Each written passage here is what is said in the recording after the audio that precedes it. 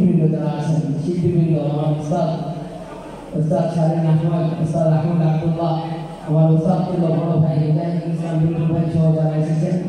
আমরা এখন সবার মধ্যে শুরু করি ইনশাআল্লাহ। আমি বিদায় নিচ্ছি, খানিক পরে আবার আসবো ইনশাআল্লাহ, শেষ পর্যন্ত গাইব ইনশাআল্লাহ।